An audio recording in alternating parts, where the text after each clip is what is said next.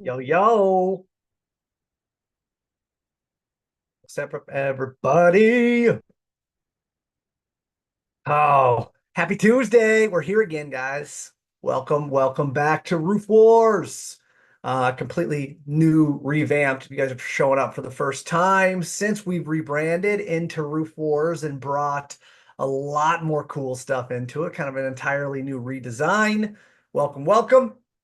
Love having you guys here. We'll give you a couple minutes for everyone to get joined in and get rolling, and we'll go from there.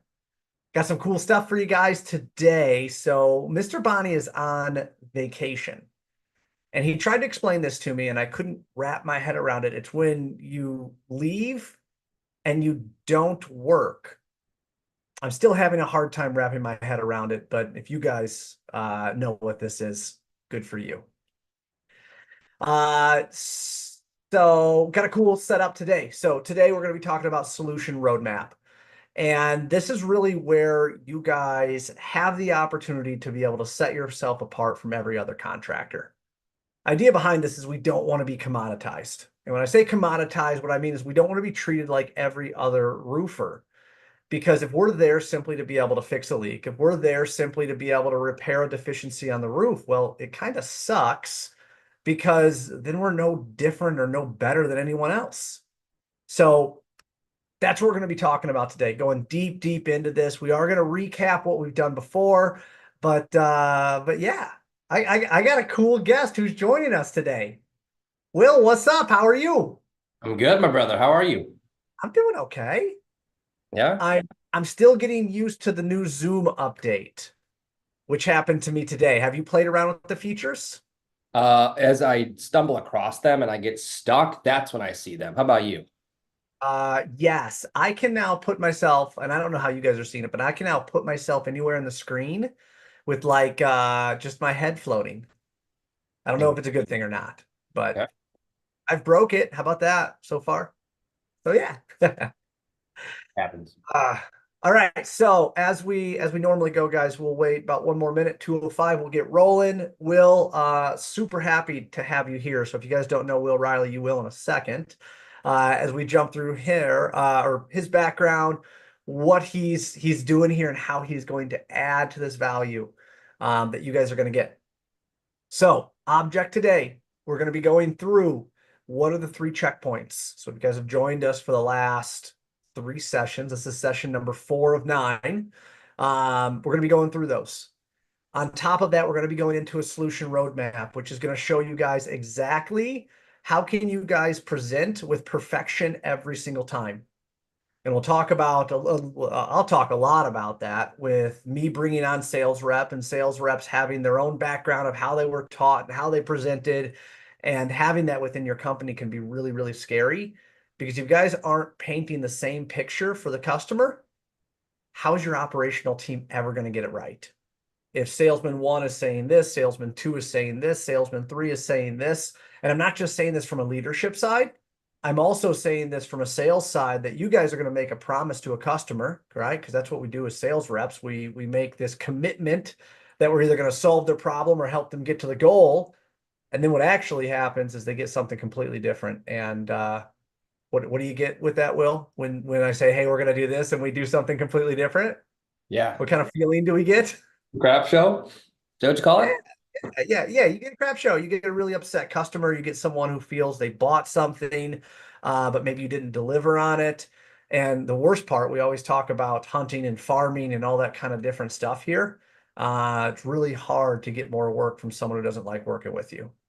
Or we talk about perception as reality. They feel they bought something and they didn't get it. Yeah. So, you'll be a big part of that today. Ready to roll? I love it. I've been watching these, right? Outside and Roof Wars, and I love what you're doing with the whole landscape because it's in my opinion, you're evolving the industry because it's not just a paper clipboard industry. It's not just the next quote. We're only as good as our last week's worth of sales. This is so much bigger than that. So thanks for having me. It is. And thank you for saying that, right? Because I tell you guys this, and we'll do this as the starting piece. If you guys are just joining for the first time, welcome. If this is the first time you guys are joining as Roof Wars. Welcome. We're going to get into this. We're going to explain what Roof Wars is. But Will, like you said, my purpose here, guys, is to be able to give back to the industry. That's truly what I want to do.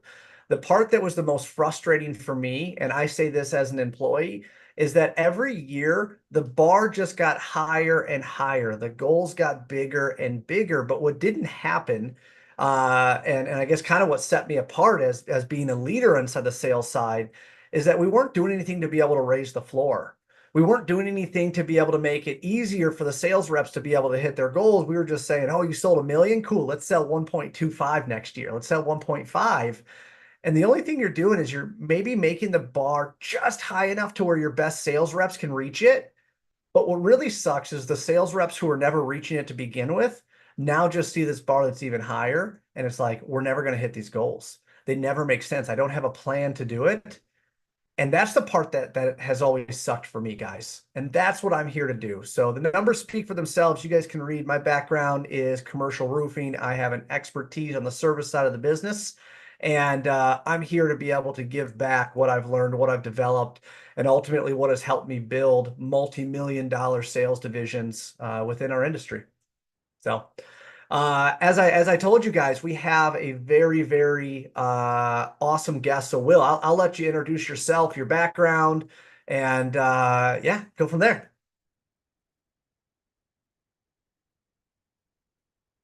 That's not a new feature, by the way. That's just a mute button. But thanks for having me. Will Riley, been in the industry for 15 years now, which is crazy, much like you, all on the commercial side, and much so oriented towards a service leading, initiative that resonates with a lot of contractors.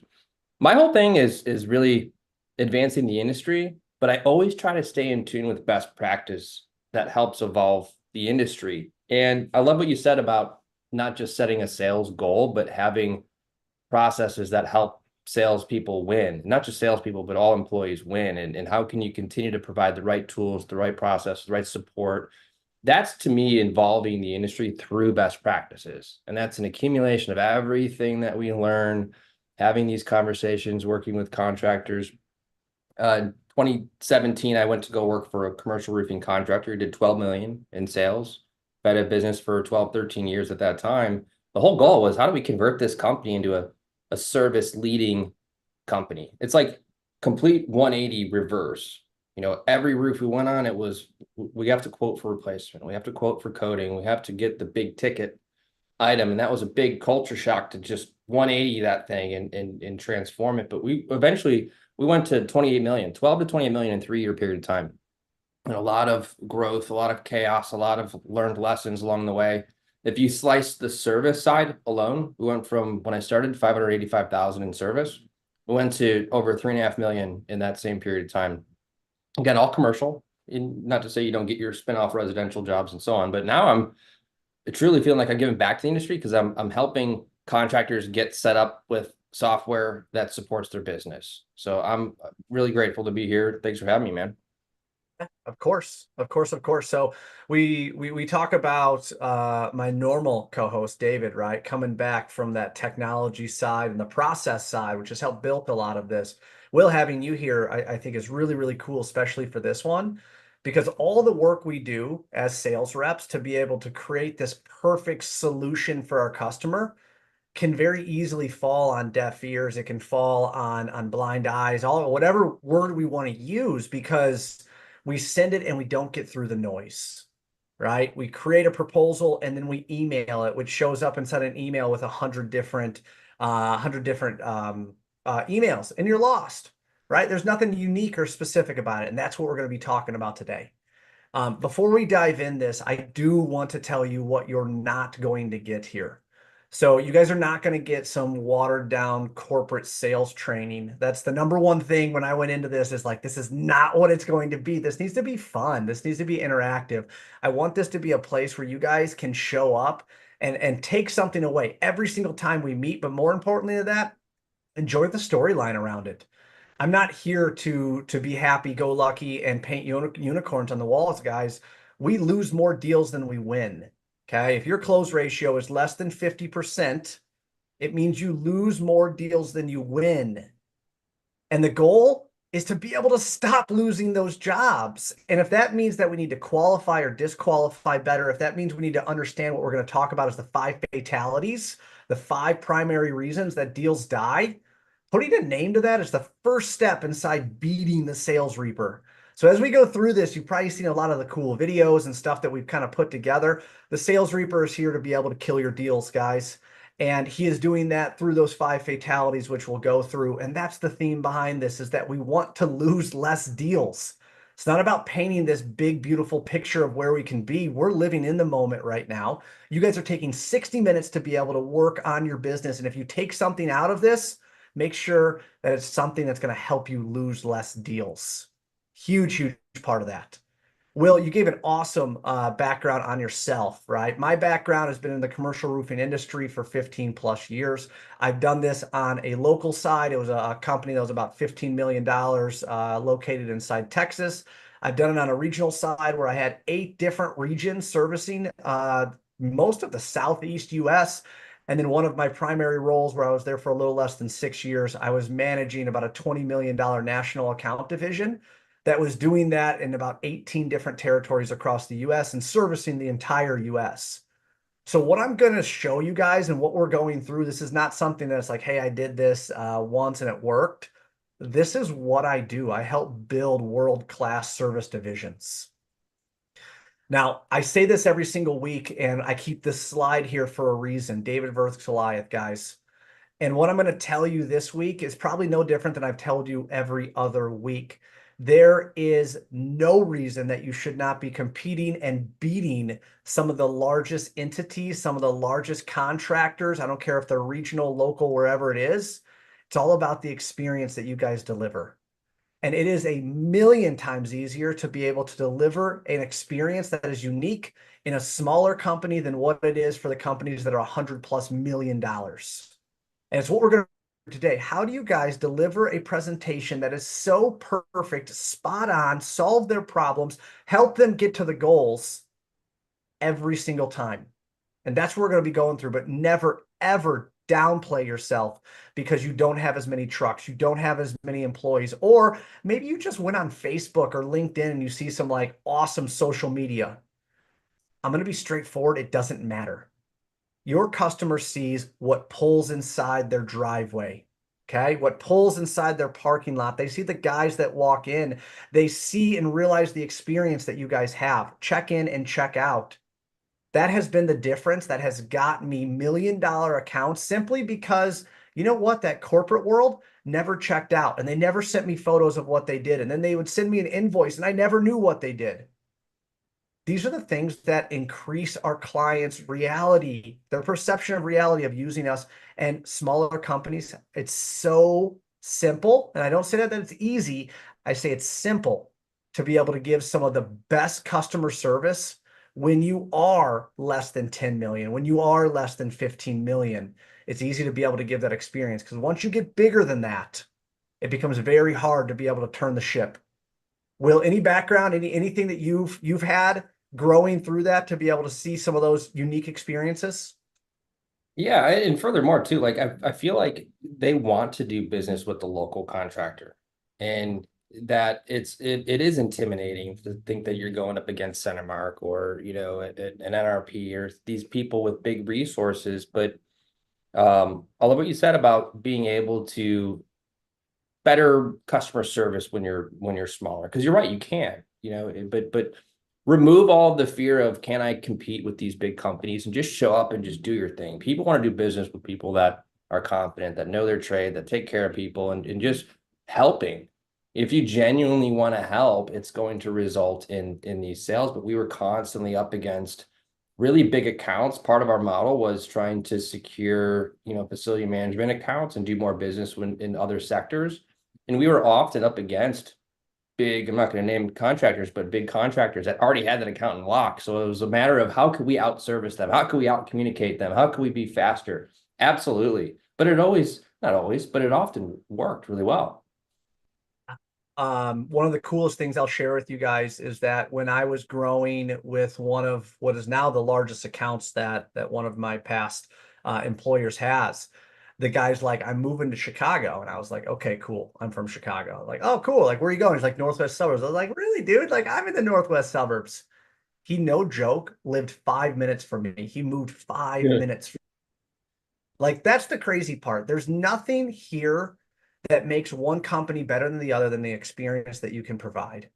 And it doesn't matter if you have 20 trucks back at the yard or if you have one truck that sits inside your driveway. At the end of the day, when your truck shows up, it's one truck typically with two guys that get out. Doesn't matter if it's Cinemark or doesn't matter if it's you and you opened your company yesterday. You have the opportunity as a sales rep, as a service manager, as an owner. You have the ability to be able to give the best possible experience when you can control it, and you control it better when you're smaller. Don't ever, ever, ever let those big contractors scare you or think that they can do anything better than you, because if anything, that's a lie. They can't. Huge, huge part to this. Now, I talk about this each week that we go in here. There is a roadmap. Now, as an owner, this is your roadmap to no matter what you're doing on growing your business, you're going to start as a bootstrap builder. And I say that because you're probably going to be selling, producing, and doing everything that you can, probably invoicing and probably doing the AR to be able to make it work. And there's a path to be able to get there. There's a path that everybody goes through to be a territory titan, right? Because then you get into the world where you have no work. And if you're anything like us inside the Midwest, we just got totally just pounded with 5 inches of rain, 4 inches, 5, 6 inches of rain in certain spots. And we got more work than we know what to do with. And you know what? Inside 1 month, that rain's going to dry up and we're going to have to go back into sales. Oh no, what are we doing? We don't have any work. We have a path to be able to get there, guys. And that's what I want to be able to share with you guys is that as we build this, there's a path that every contractor takes. On top of that, we also have something called the 7-figure sales rep. And these sales reps are ultimately individuals that have started inside many different areas of the business. And we went through them inside some of the others, so I'm not going to waste time doing that. But there's a path that you also take. You start off when you first start inside a company as a storm chaser. Raise the hands inside here who waited for it to rain to be able to find a leak. That's a storm chaser, guys. I don't care if you're doing insurance or not. You guys are following the rain, following wind events, different things like that to be able to create work. From there, you figure out how to create leads. You figure out how to network and create more opportunities that isn't dependent on weather. Then you start getting better at sales, and then you can start farming. We talk about hunting and farming a lot inside some of the other trainings. Hunting means you're going out and you're going to get somebody new. You're going to convince them that you're the best. It takes a lot of energy, a lot of effort. When you can start farming, that's when you start scaling a relationship, more locations, more opportunities, maybe bigger opportunities. And when you become that roofing rainmaker, it means that you know how to leverage the hunting, the farming, the scaling, the growing, all the different stuff that we talk about within our sales training to where you can truly control your business. And you know, are you growing? Are you scaling your business? What are you doing today? What day did it rain? And you know who you're calling.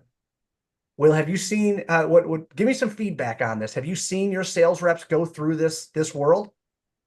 Yeah, it's resonating actually, oddly, very, very much so. Because new reps you hire, they don't have a book of business. You know, you hand them a cell phone and it's like it's not ringing. They have to go out and make it ring. They have to go and knock doors and get cards and essentially storm chase until they get on some buildings. Now we're doing reports, we're creating deliverables, and we're all following our model, our objectives. But then you end up harvesting. And I like that because of all of the assets that I've been on, I've gathered data for, I've worked with my customers. I'm now harvesting what I've already captured. The Rainmaker. So these are all service sales, right? Is that what I'm following here? Correct. Yeah. 2 million in service sales. Like that's phenomenal. And that takes time to be able to get to that point. But that's absolutely the stepping stones. Awesome. Awesome. So you guys can figure out where you're at. And there is something very unique that you guys need to be doing in order to be able to get to that next stage. And if these numbers don't exactly align inside there, what's really happening down here is that you guys are running meetings, right? You guys are running meetings. That's the storm chaser side. You got to run those meetings. You'll notice that it stays the same. But the thing that changes right here is that you're running meetings. You're not selling a lot. You're running a lot of meetings, but here's where you start actually selling more. And if you notice up here, more than half is repeat sales. So when you get to that $2 million side, a lot of sales reps look at me and just say, there's no way I'd ever get to $2 million. It's not about finding $2 million every year. It's about being able to harvest, right? To be able to farm and hunt so you guys can get to that $2 million and you're not having to do it, hoping that it's going to rain, hoping that your client has $1 million project to be able to offset the money that you don't know you're going to make. There's a way to get there. There's a steps that you guys can take each time. The part that I want to go through, which is really, really going to be a huge focus of all of the training that we do, are the 5 fatalities. So these are the 5 reasons that your sales die. Okay. And I'm sorry to be direct about this, but we have to be able to put a name to why you are losing your fatalities. So if you guys don't have a way, or even let's just say a process or a time block at the end of every month, which is coming up right now, to be able to say, I want to understand why my deals died. It's very easy to be able to look at your quotes and say, hey, I'm just going to focus, put my head down, quote, quote, quote, quote, whatever's dead. I'm just going to get it out of the way and keep charging. That's the definition of insanity, is doing the same exact thing and expecting a different result. Being able to put a name to the fatality, that why your deals are dying, allows you to be able to prevent it. Just like David said, it's like going to the doctor, right? If you know that you have some type of disease within your family and you find that out early on, you do stuff to be able to prevent it. You want to be able to live as long as possible, and you want to be able to make sure that you make the right choices. That's why we say discover and disqualify, guys. It's okay to say no to an opportunity, especially if it's one that doesn't align to your business, or it's going to result inside you guys doing a whole boatload of work to create the proposal to simply hope that you're going to get it. The first fatality that we talk about is timing. This is the one that I see most commonly being the fatality, or even more importantly, the waste of time that you guys have. That means you guys bid a project and the project never gets awarded. The part that frustrates me the most about this is that nobody wins. Doesn't matter if there's 5 other contractors bidding it. David and Goliath doesn't even make a difference because nobody gets the work. The problem is not big enough for them to be able to do something about it. When I typically go into sales reps' book of businesses and I look and I see something that was quoted from 5, 6, 7, 8, 9 months ago, the first thing I think is, how can they have a problem that they deal with for 9 months? Until the real truth comes out that it's not a problem to them, it's a problem to us. It's a problem to the sales rep. Will anything come into mind inside here when you just think about like some super old opportunities that your sales reps just like wouldn't let go of? All the time. So what resonates with me the most is we think it's the problem. You know, it's that sales rep that found that roof. It looks shot. They need to replace it. You know, but and then maybe that's part timing, and maybe that's part education, and maybe there's part trust or price, or all these variances in it. But if we didn't prove that to our client or extract that from our client, there's been so many of these, like, all right, we're definitely getting that. There was this large project we had in Greenville, and it was like, for sure, $1 million metal overlay we were going to do. And it was so shot. The building was so shot. It was leaks everywhere. It's a manufacturing plant. We never got that project. We thought there's no question we were going to get that job. And the contact that we were working with was the facility manager, wasn't really giving us better clues that it was going to close, right? So the problem wasn't big enough. It was to this person we were working with, but to the decision makers who actually cut the funds, that problem certainly wasn't big enough. That's resonating really well with me. Dude, at 100%. How many times I'm thinking like of gas station change and different things like that, where like the district manager's like, we got to get this taken care of. I give them a proposal, and then all of a sudden, and we'll come into this, all of a sudden they go, yeah, I gave that to my boss. He hasn't given me the approval yet. And it's like, I'm not even talking to the right guy, right? Yeah. So timing is typically the number one fatality that I see within reps book of business.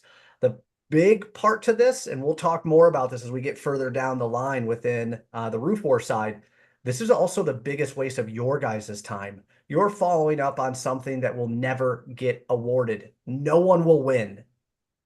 And just because they say the right thing, and I'm almost kind of feeling this on you, Will, it's like this guy was like, yeah, we're doing this. I have to get this done. I have leaks all over everywhere. Your guy cared about it. No one else did. right? So it's giving you almost this false hope that it's real, but it's really not. It's never going to happen. So I got a question for you then. If this is good to know, right, for each and every deal where it's breaking down based on the fatality. But I'm going to ask an obvious question. How are people using this information, right? So to know it's one thing, but then to actually capture it and to act on it. So what are you telling people to do? Oh, you're going to learn. You're going to learn. So it goes back into the 3 checkpoints, which we're going to go through today as well. Right? Checkpoint 1 is the problem big enough to act. If the problem is not big enough to act, it means they're not going to do anything about it. And timing is ultimately going to be the death. So when you walk into a building and you see a stained ceiling tile on the side of the building, right, or side of the roof system or whatever, roof system, ceiling tiles, and you go, oh man, how long has that leak been there? And he goes, it's been there forever. And then you're so excited to be able to get up on the roof, find the deficiency and all that stuff, but your customer doesn't care, right? So we call it the buyer-seller disconnect, where ultimately as a roofer, we want to sell roof repairs, right? We see blisters, open seams, punctures, like, holy crap, this roof is horrible. But from a customer's perspective, right, or a building owner or whoever it is, their perception is reality, which is, nope, that doesn't mean anything to me. That never leaks. I see the stained ceiling tile, but I don't care if it's stained. Where your customer just wants to run his business. And that's the perception and reality of your customer versus us as roofers. We can look up at the roof and just say, man, this roof is shot. But looking back inside the business, is the problem big enough to act? And if the answer is no, timing is almost guaranteed to be the fatality. It's going to sit there. They're never going to fix it. They're never going to spend money on it. It's never going to happen.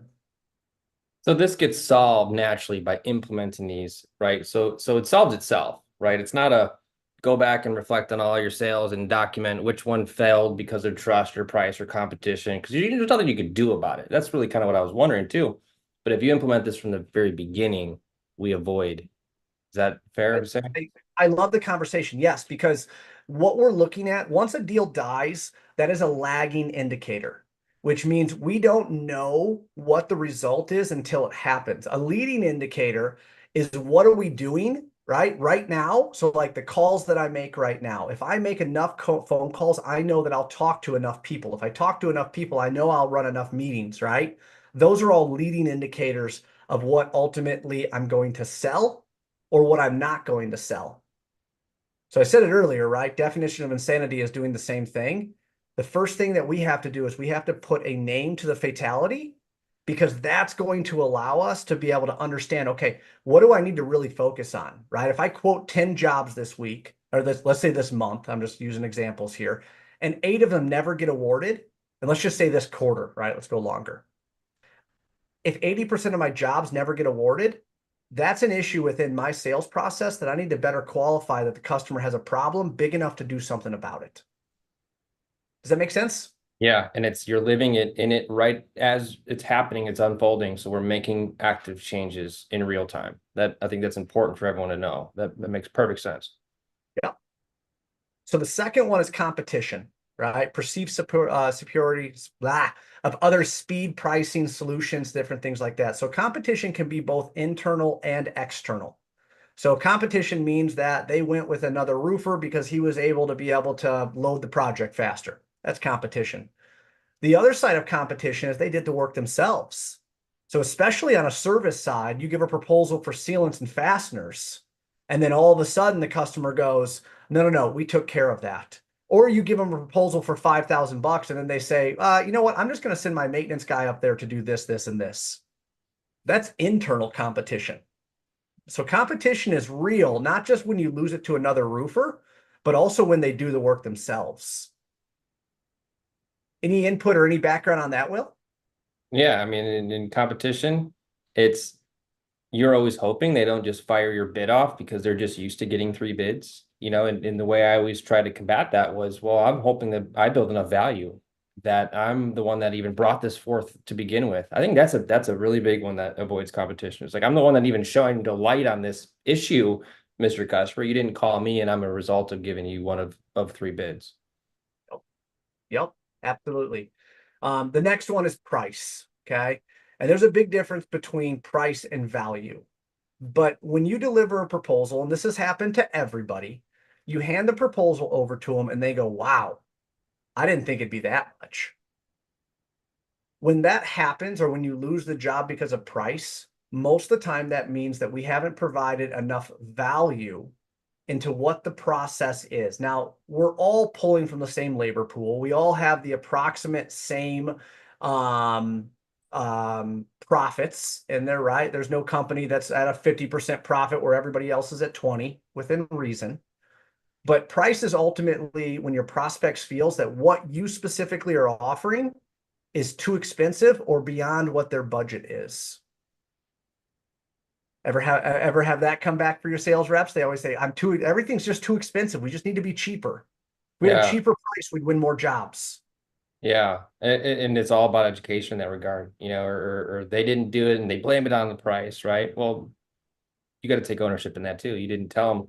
And if you boil it down to like a really simple repair where it's like, all right, we're flashing this curb, but you have to cut out the old curb, go all the way down to the deck, refasten it and build it up. And that's the difference of a $1,500 proposal or a gap in $1,500 or something. Then yeah, it's all in the education of the process. Totally fair.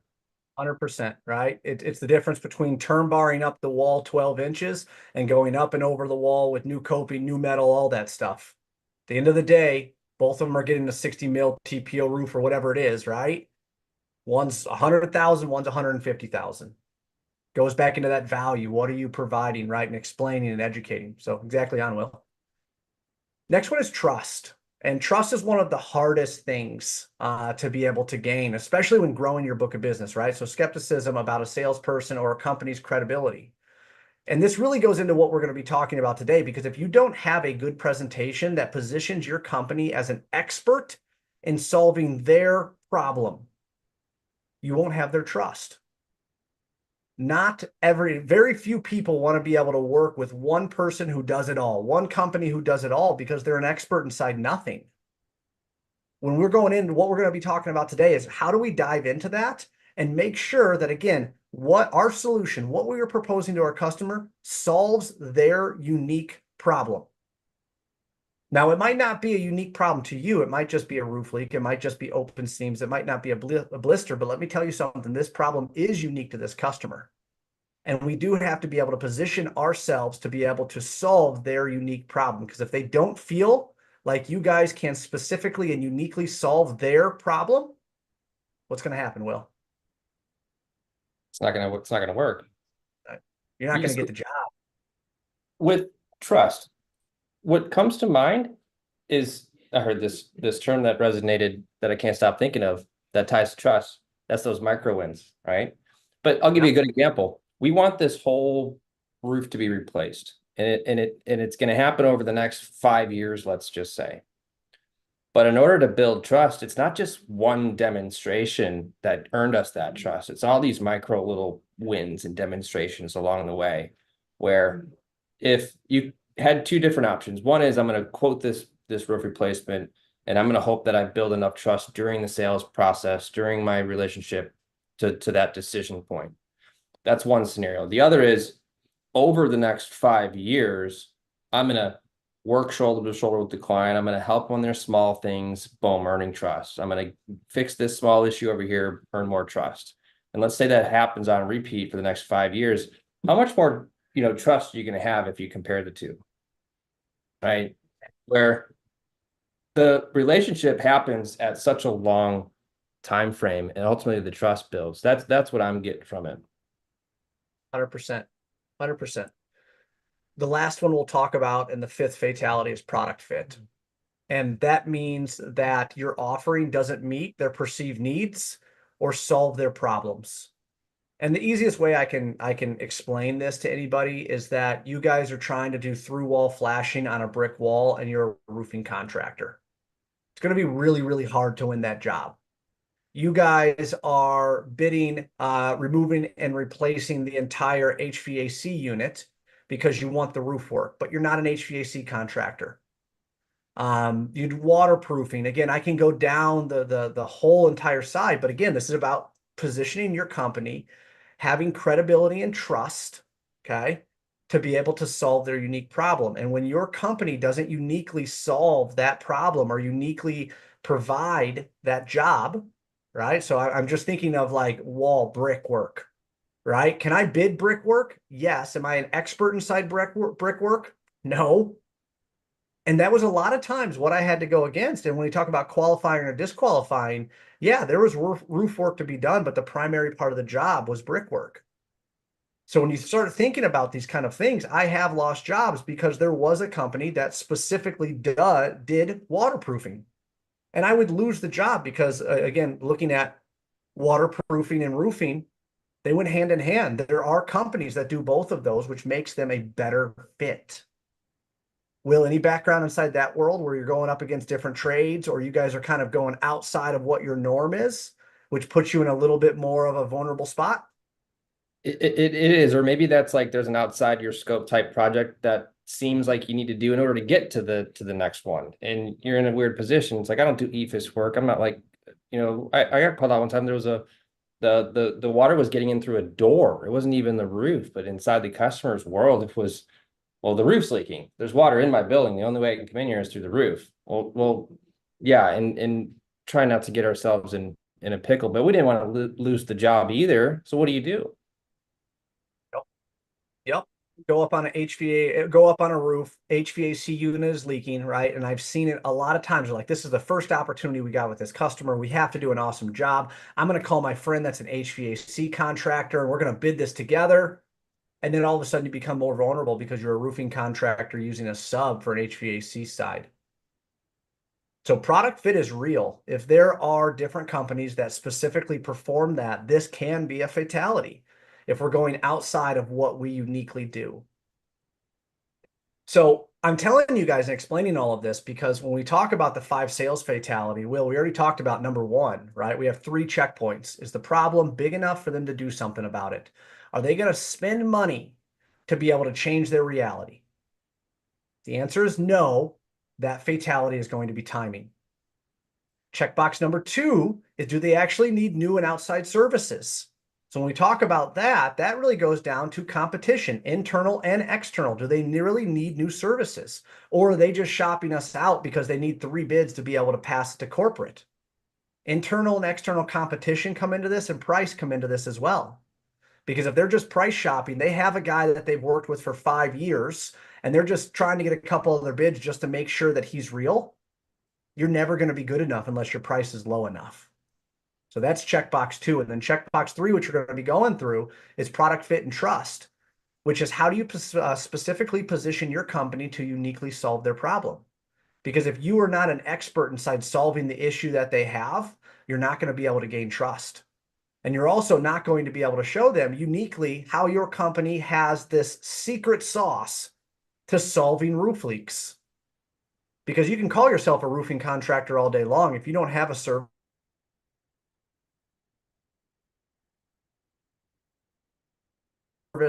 experts, they're going to get that building back online and make it last as long as possible. I'm not telling you have to have a service division to do that, but I'm telling you it definitely helps you when it comes to product fit. Any background or any input thoughts on your side from that, Will? I guess like the ability to diversify your offering to fit product fit and to earn trust and to, combat price. You may not have the biggest service department or even, fully offer that, but it's a huge, huge tool to be able to. And I'll give just one example in order to gain trust or to your other instance, maybe this is a better idea of like, all right, we're one of 3 bids. So I'm out there to give a bid on this, but I know there's 2 other bids. I'm the 3rd bidder. What about, I'm going to be the only guy that's giving them a repair-based quote? Because my only shot is to talk them out of the replacement, and that gives us the greatest odds, but also gains me the biggest amount of trust that gives me more options for product fit. So those are just some little tips that you could take. But how many, if you talk someone out of doing a roof replacement, gives you some more time to work with that client and gain further down that channel. And do it on a value-based side, right? If we can get a few more years out of this roof, is that something you would be interested in? And not only is that redirecting, it's also adding value that the customer doesn't have to spend $250,000. So there's a lot of value inside being that trusted advisor that we always talk about. So what we're going to be going into is really the meat of what we're going to be talking about today, which is the solution roadmap. The solution roadmap is ultimately a way for you, the rest of your sales reps, your company as a whole, to be able to consistently deliver a presentation. Because I can tell you, if there's one thing that just completely destroys consistency, it's having a different presentation for every single job that you walk into, every single bid that you walk into. You guys have a very unique way of solving problems. And we need to be able to make sure, whether we have one sales rep or five sales reps, they understand what makes your company unique. Otherwise, you're not going to have consistency in understanding why your deals are dying, why your close ratio is so low. Because if everybody presents differently, the first question could be great in meeting one, it could be horrible in meeting three, because it's based upon how you shake the guy's hand or if he shakes your hand. We got to get away from that. Putting a consistent presentation in place will make life so easy. And that's why we go back to the questions that we talk about. So when we jump through each one of these, there's really only two primary ways that proposals are delivered right now. Number one is it looks like this. It's a piece of paper, and the piece of paper has a scope of work on it. That scope of work is ultimately details that 95% of our customers have no idea what it means. And it's kind of like what you and I were just talking about, Will, right? It's a 60 mil TPO with, termination bar 12 inches up. And then we're doing termination on all the curbs. We're not raising the curbs. Are we painting gas lines? That stuff is so far from what our customers understand that they are looking for someone to help them. That's why you're sitting in that office. That's why you're there, because they are not roofing experts. If they were roofing experts, you would not be there.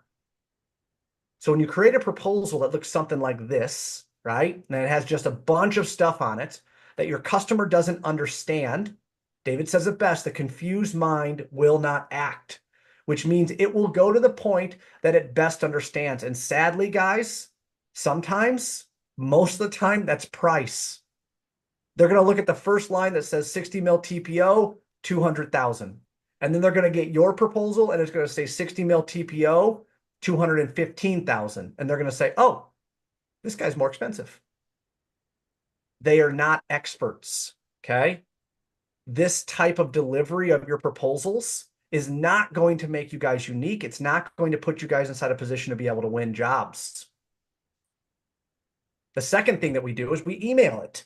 So if we print it out, that's great. We'd hand deliver it, that's great. It doesn't give you the option to be unique in the situation. Now, we can say, oh, we have it in a PDF. And oh, yeah, I emailed it to them. And when I emailed it to them, I put a nice description inside there. I wrote a big summary in there. That's best case scenario. I've seen some where literally it just says, please see the attached proposal. And you expect your customer to understand the specifications of a $250,000 project. And they are not a roofer. They have never been a roofer. They have never bought roofing inside their lives. They have never bought a roof in their life. All it does is create confusion. And the second thing it does is it gets lost in the noise, guys. All of the detail, all of the work, all of the questions, all of the 5 fatalities and the questions that we've asked and all of those different things go right out the door and mean absolutely nothing. Will, feedback? You ever lived inside this world? Well, like how much work goes into even getting it to this point? How many months and minutes have you been spent on the roof, off the roof, crunching the numbers, putting your bid together, and then you come up with this too. Like how much better could you bridge that gap? Because roofers, you guys are brilliant. You guys know your trade. You can rattle this scope of work out and it could be exact to the spec and be the perfect fit for that building. But if you don't put it in the contract in the customer's terms with photos, so here's your parapet wall. What we're proposing is to cover that whole wall with this type of detail, right? And just trying to bridge that gap between your product knowledge, which is on that scope of work, and what's actually on that roof to better provide clarity around that price. Like I just got to ask, how much time spent all the way up to this point? Like, and this is the finish line. We got to make it count, right? 100%. We have to figure this out, guys, because if we don't, what's ultimately going to happen is we're going to be stuck delivering proposals via paper, stopping by their office, and it's going to look like this. Okay. It's going to look like an old rusty truck because we are not evolving with our customers. Our customers typically are not using paper. Okay. Now, if they are, that's awesome. Great. Print it out, put something inside their hands. We talk about how people learn. They see it, they feel it, or they hear it, right? If you have to have a piece of paper inside their hands, that's absolutely fine. Do not deliver your proposal expecting them to understand what it is.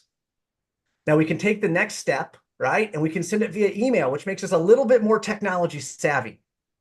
But it's not going to take you through the process that you need to go through in order to be unique. Because again, you're going to deliver this via email and you might write a summary inside there, which sounds great, but it's definitely not going to get you to the point to where you guys are offering something that is different than everybody else, because everybody else is going to send an email too, guys. If you truly want to make a difference, we have to understand how to set ourselves apart, how to put ourselves inside an area to where no one else is doing this. And what this does is create a unique experience. And we talked a little bit about this on the David and Goliath side. You have to be different. Okay. Different is good. You do not want to show up with a book and a binder with submittals and look like Centermark, because I'm going to be honest with you guys, you're not Centermark. You guys need to be able to create a relationship. Will, you said it best. People want to work locally. The problem is they can't find the solution that they need locally. So they start going to bigger companies because they don't have trust inside anybody, but they know that everybody else trusts this company because they're big. They do $500 million a year. Yeah, no, they got to do good work, right? If we don't have a way to separate ourselves, we are going to be commoditized. So that means if you plan on stopping by and just delivering the proposal inside hand and saying, hey, Mr. Owner, here you go. Here's your proposal. Take a look at it. 60 mil TPO. We're painting all the gas lines. You can explain it all day long. It's nothing that separates you. If you guys want to deliver it via email, that's awesome. Do your best to be able to stay out of the junk and do your best to not get printed and then end up in the same spot. And I'll tell you the worst part of all of this, guys, is when you guys specifically, okay, so I'm going to pull up a map here inside a second to be able to show you. It's when you guys specifically roll this out and they print it and they put it right next to everybody else. And even worse than that, they have to take it to a board or they have to take it to the other owners or other decision makers. Now, whatever you said to that guy is probably worth 30% of what you said, because now he is reselling you and he's reselling you in a biased way. Yeah, I got 3 bids. This is the one that I think is the best because blah.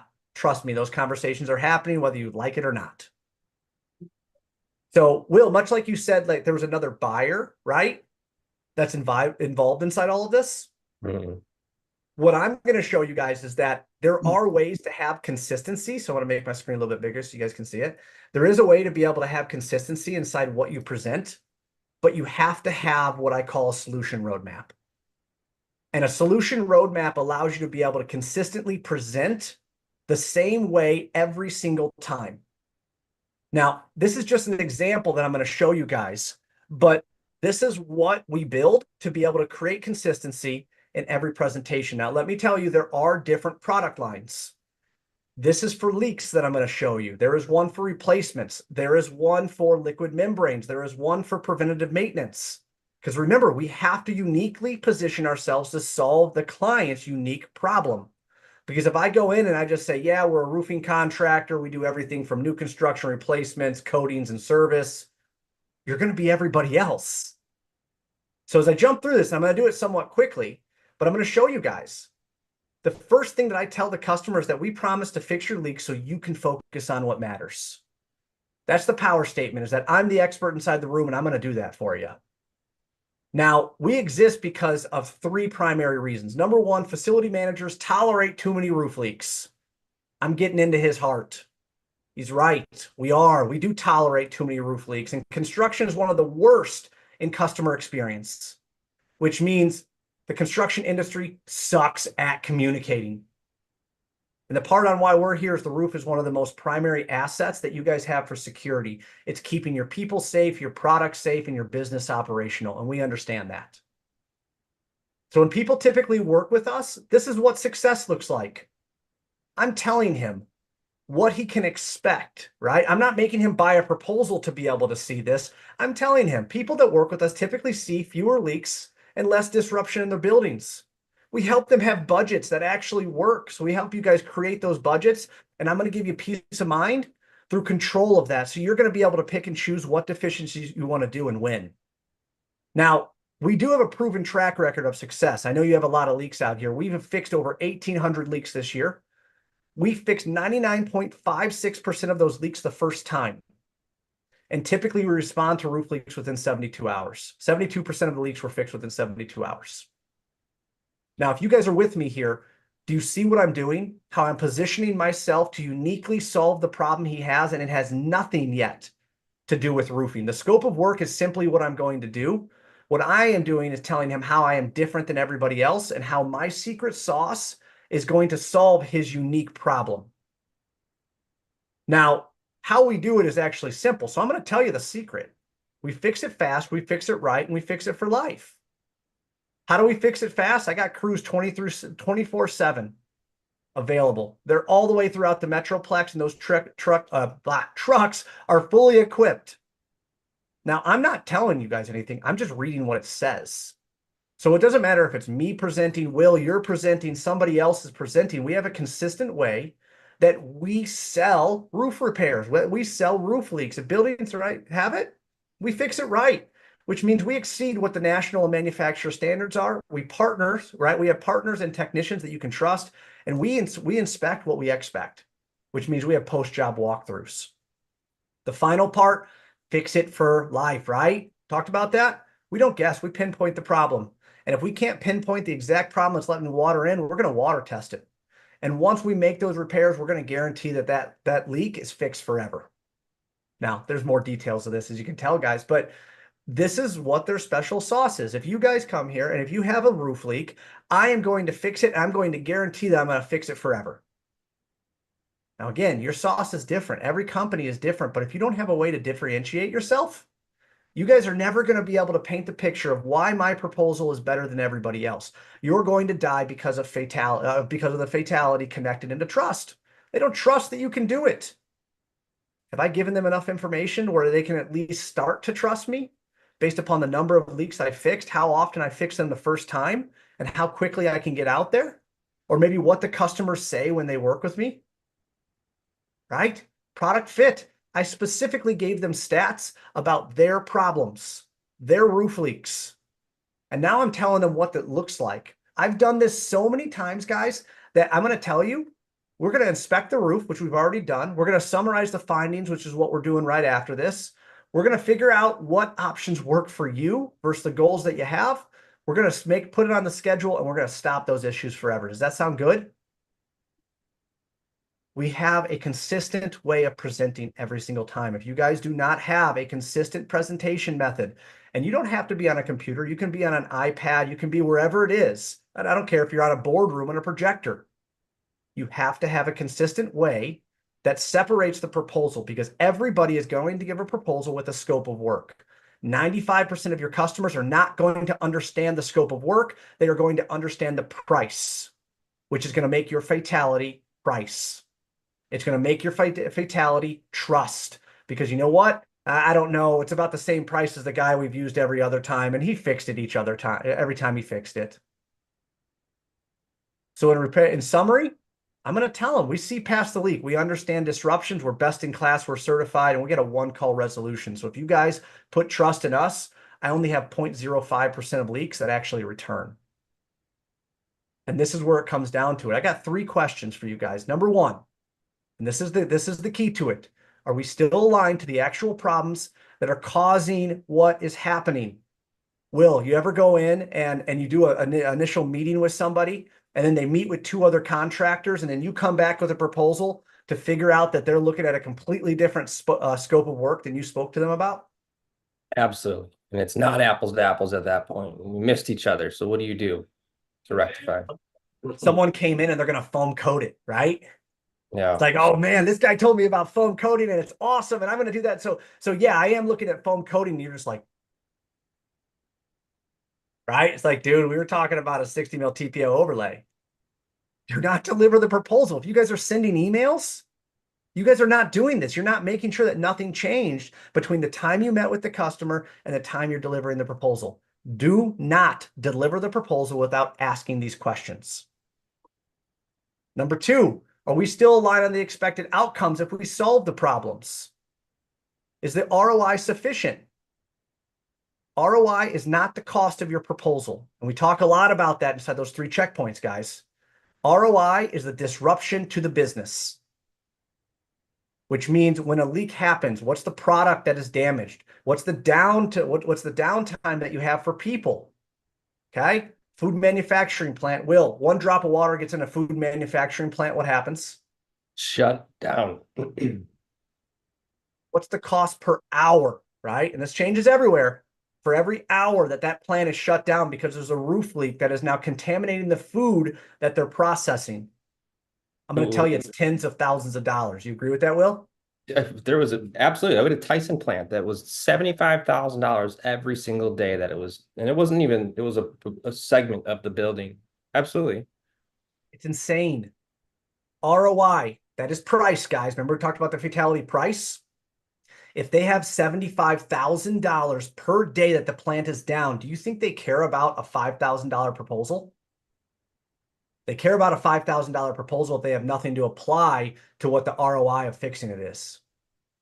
5,000 sounds like a lot until you realize that's $75,000 a day and they've had the plant down for 3 days. So you guys are telling me we're dealing with a $200,000+ issue right now? That's insane. So if we're not doing those right measurements, and we talk about that, right? Creative measurables. And the last one, which is really the question, okay? Are we the right solution to solve the current problems and get you guys to where you want to be? Do you feel that?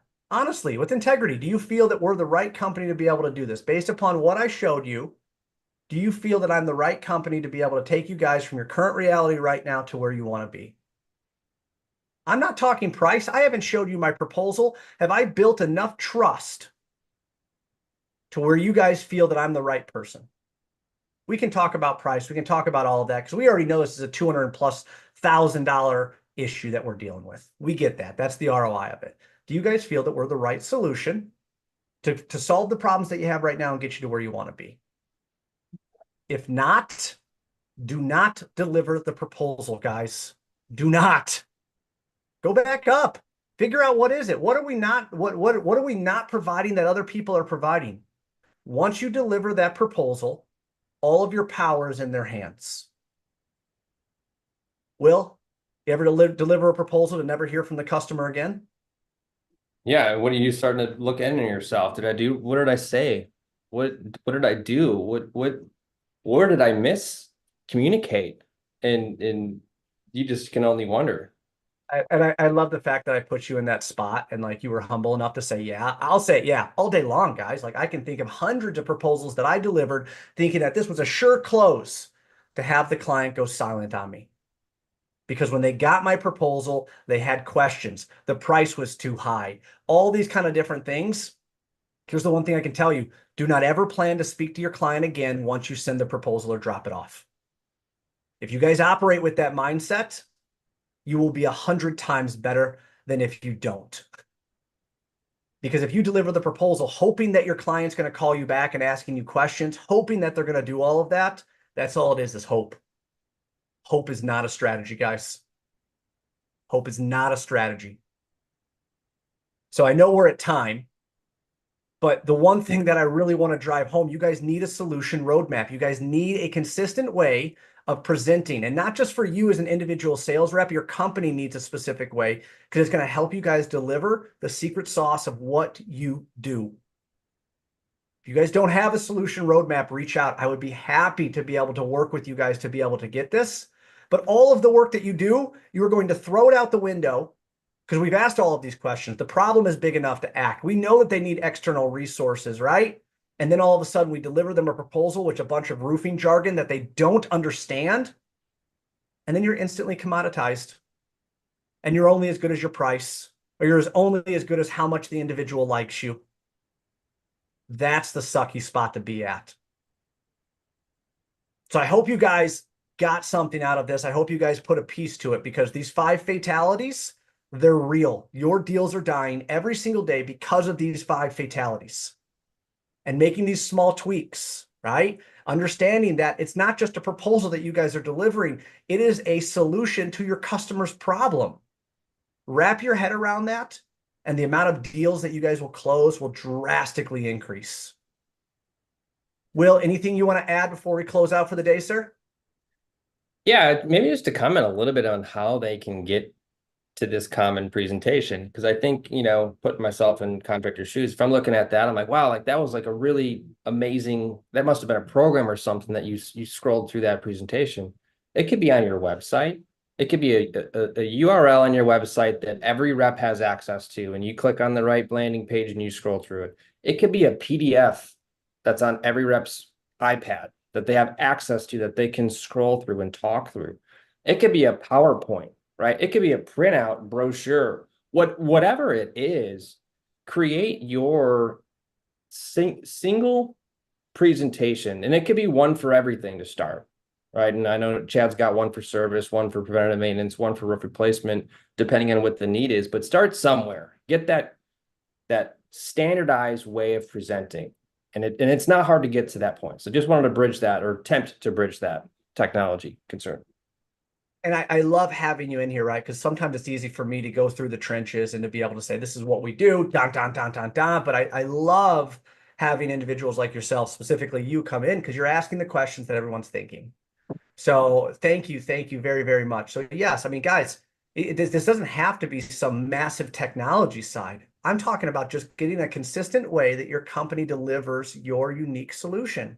What makes you guys different? Because the last thing that I want is for you guys to spend 60 minutes with me to lose a proposal tomorrow because you don't have consistency within your process. That's why we give you guys the questions. That's why I'm showing you again, this is what I did. This is how I did it. I created consistency within all of my reps because I know what worked. I know what it took to sell a job. And when something went right, guess what? I copied it and I put it back in here so everybody can use it. That to me is raising the floor. That's what I'm here to be able to do. So if you guys like this one, check out. So if you don't know what Will does background, centerpointconnect.com. I'm not selling it for you, Will, but I can. And check it out. It is a kick-ass front-end system that will help you align all of your book of business, including sales, operations, estimating. It is phenomenal. If you want to know more about me, guys, just go to servicealignment.com. It's that simple. The one thing I'll ask is that you share this. You guys paid nothing to be here. And my job is to be able to give back to the industry, help everyone get better. Help me, share it. Go on social media, share the link, share it with a friend, wherever it is. We're all here to get better as a team. And yeah, love some feedback from you guys. So once this ends, you guys will have a survey and we'll go from there. Cool. Will, I can't thank Thanks you. for having me. You want to add on Centerpoint that I didn't add, that I didn't talk about, sir? No, I'm here to help too. And if it's in ways of software as well, heck yeah. Centerpointconnect.com. Just as Chad said, you know, we help the front end of the work, the roofing company. But I really appreciate you having me here and love being able to connect however we can connect. Thanks again. Cool. Thanks, guys. Have a good one. Go kill it. Later. See you.